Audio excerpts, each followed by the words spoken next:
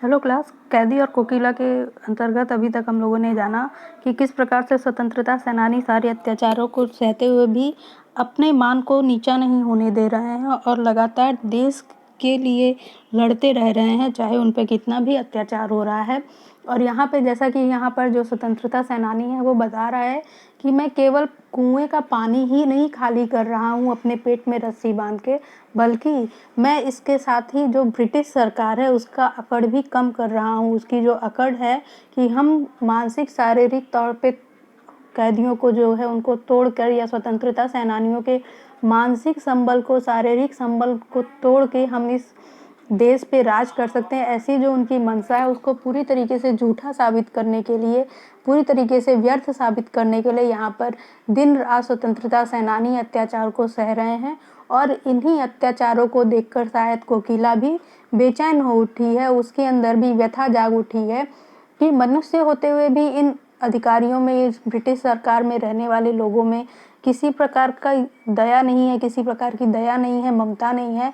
परंतु मुझ जैसी छोटी सी चिड़िया भी इन लोगों से क्या करती है, सामंजस्य रखती है, इन लोगों के दुख से मेल रखती है, इन लोग के दुख को समझती है। तो यहाँ पर अगली पंक्ति में कहा गया है, इस शांत समय में अंधकार को भेद, रो रही क्यों हो कोकिल, बोलो तो चुपचाप मधुर विद्रोह बीज, इस भांति बो रही क्यों हो कोकिल, बोलो तो। यहाँ पर प्रश्न कर रहा स्वतंत्रता सेनानी कोकिला से, यानी कि कोयल से, कि हे कोकिला, इस शांत समय में, अंधेरे में क्या होता है, रात में क्या होता है कि चारों तरफ शांति हो जाती है, और जब उस समय जो शांति सन्नाटा होता है, अगर कोई आवाज़ आए तो बहुत दूर तक वो आवाज़ सुनाई देती है। आपने कभी कभी ध्यान दिया होगा कि रात के समय में जब ट्रेन चलती है तो उसकी आवाज़ कैसे शांति में रहते हैं तो सुनाई देती है, लेकिन दिन के समय में नहीं सुनाई देती है। यह बहुत दूर कहीं आवाज़ होती है तो भी रात के समय में सुनाई देती है, क्योंकि उस समय चारों तरफ सन्नाटा हो जाता है। तो शायद इसीलिए स्वतंत्रता सेनानी पूछ रहा है यहाँ पे कोकिला कि शायद इसीलिए क्या तुमने रात का समय चुना है अपनी बात को रखने के लिए, या लोगों में विद्रोह का बीज बोने के लिए। अर्थात विद्रोह का बीज बोने के लिए मतलब जन जागरण करने के लिए, स्वतंत्रता का बीज बोने के लिए क्या तुमने इसीलिए रात का समय चुना है, क्योंकि रात का समय शांत होता है और लोगों का मन भी शांत हो जाता है, तो वो तुम्हारी बातों को अच्छी तरीके से समझ सकें, इसलिए क्या तुमने रात का समय चुना है। इस अंधकार को भेद, रो रही क्यों हो, इस अंधकार में तुम बैठी रो क्यों रही हो, क्या यही तुम्हारा कष्ट है कि तुम हम जैसे स्वतंत्रता सेनानियों का कष्ट देख नहीं पा रही हो, इसलिए रात के समय में तुम अपनी व्यथा और कष्ट को व्यक्त कर रही हो। आगे है इसमें, काली तू रजनी भी काली, शासन की करनी भी काली, काली लहर कल्पना काली, मेरी काल कोठरी भी काली। अब यहाँ पर ये जो काली शब्द का प्रयोग हुआ है, इसका मतलब क्या है कि हर चीज़ यहाँ अंधकार में ही दिख रही है। जैसे यहाँ पर दिया है कि काली तू रजनी भी काली, हे कोकिला तेरा रंग भी काला है, और रात की ये जो गहराई है, जो अंधकार है, वो भी काला ही है। शासन की करनी भी काली, और जो इस समय शासन चल रहा है, जो यहाँ पे लोग शासन कर रहे हैं लोगों पे, उनकी करनी, उनके कार्य भी काले हैं, मतलब अत्याचार से भरे हुए हैं। लोगों के सुख शांति या लोगों के अच्छे के उनके मन में कोई भी मंशा नहीं है, अच्छा करने की मंशा उनके अंदर नहीं है। काली लहर कल्पना भी काली, ये जो समय चल रहा है और इसमें जो कल्पना है, लोगों की जो सोच है, वो भी पूरी तरीके से काली हो चुकी है, अत्याचारों से भर उठी है। मेरी काल कोठरी काली, टोपी काली, कमली काली। देखो कोकिला, मैं जिस कोठरी में रह रहा हूँ, जिस मैं कमरे में रह रहा हूँ, वो भी काली है, और वो भी काला है, और जो मेरी टोपी है वो भी काली है, कमली यानी कंबल भी मेरा काला ही काला, यानी चारों तरफ हर चीज़ अंधकार से युक्त ही लग रही है। काले का मतलब क्या होता है, अंधकार। मेरी लौ श्रृंखला काली, और मुझे जो जंजीरें दी गई हैं वो भी काले ही रंग की हैं। पहरे की हुंकृति की ब्याली, तिस पर है गाली ए आली।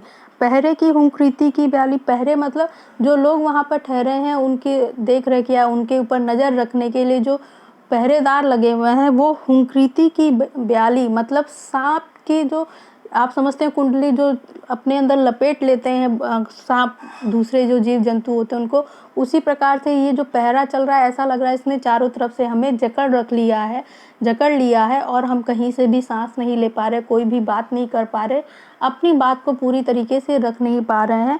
तिस पर है गाली ए आली। और हे कोकिला सुनो, अगर हम थोड़ी सी भी कोशिश करते हैं कोई बात करने पे तो उस पे भी हमको गाली ही मिलती है। यानी हमारी बात को यहाँ पर समझा नहीं जाता है, चारों तरफ अंधकार ही अंधकार, अत्याचार ही अत्याचार, कष्ट ही कष्ट फैला हुआ है।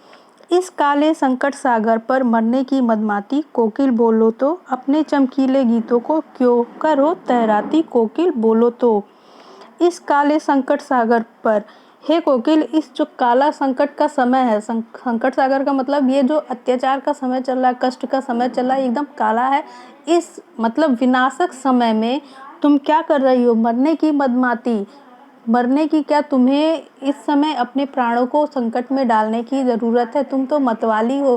क्या तुम्हारे मन में भी स्वतंत्रता की आस जाग उठी है, जो तुमने अपने प्राणों के बारे में नहीं सोच रही हो और इस समय तुम स्वतंत्रता के भी रात के समय में बो रही हो?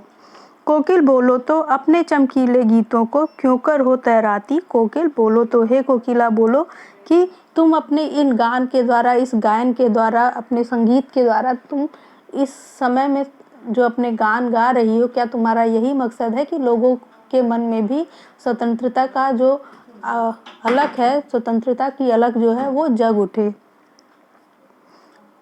तुझे मिली हरियाली डाली, मुझे नसीब कोठरी काली।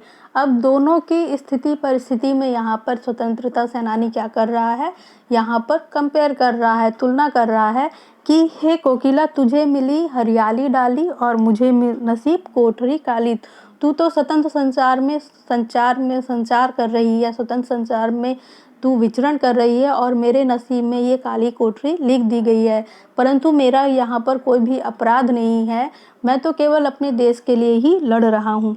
तेरा नभ भर में संचार, मेरा 10 फुट का संसार, तेरे गीत कहावे वाह, रोना भी मुझे गुनाह।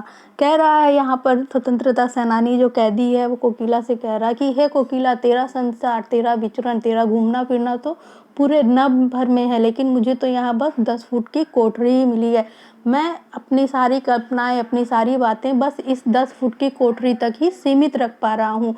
शायद इसीलिए तू हम लोगों के कष्ट को, यानी स्वतंत्रता सेनानियों के कष्टों को देखकर तूने फैसला किया कि तू अपने गीतों के द्वारा लोगों के अंदर हमारे कष्टों को बताएगी, हमारे कष्ट, हम हमारी सोचों को रखेगी, जिससे कि क्या होगा कि लोग स्वतंत्रता को प्राप्त करने के लिए और भी आकृष्ट होंगे और भी ज़्यादा उस स्वतंत्रता को प्राप्त करने की कोशिश करेंगे। तेरे गीत कहावे वाह, रोना भी मुझे गुनाह।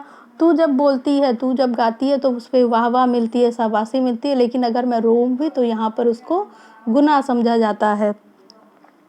देख विषमता तेरी मेरी, बजा रही तिस पर रणभेरी। और हे कोकिला, देखो तुम में और मेरे में कितनी विषमता है, यानी अंतर है, लेकिन फिर भी तुम्हारे और मेरे में एक समानता क्या हो गई है कि तुम इस संकट के समय मेरे ही समान क्या कर रही हो, अपने गीतों के द्वारा रणभेरी, रण का बिगुल बजा रही हो, युद्ध करने को तुम तैयार हो। इस हुंकृति पर अपनी कृति से और कहो क्या कह दूं, कोकिल बोलो तो मोहन के व्रत पर प्राणों का आशा किसमें भर दूं, कोकिल बोलो तो। इस हुंकृति पर यानी इस आवाहन पर अपनी कृति से, अपनी रचना से और कहो मैं क्या कर दूं, मैं और क्या कर सकता हूँ, कोकिल बोलो तो। हे कोकिला बोलो, मोहन के व्रत पर, यानी जो मोहनदास करमचंद गांधी जी ने व्रत रखा है सत्याग्रह का, उसका आशा, प्राणों का आशा किसमें भर दूं, यानी कौन सा ऐसा व्यक्ति है, कौन से ऐसे मनुष्य हैं जिनके अंदर में ये आशा, यह जो अंश है, यानी स्वतंत्रता का अंश है, स्वतंत्रता का अलग है, किस प्रकार से मैं भर दूं इस कृति में, और मैं क्या बदलाव करूं और क्या परिवर्तन लाऊं, या और क्या ऐसी बात कहूं जिससे उनके अंदर अपनी स्वतंत्रता को प्राप्त करने की उत्कंठा जाग उठे। कोकिल बोलो तो, हे कोकिल बोलो तो, हे कोकिला बोलो तो क्लास यहाँ पर आपका कैदी और कोकिला पाठ समाप्त होता है। कल हम लोग अगले पाठ पर चर्चा करेंगे। Thank you.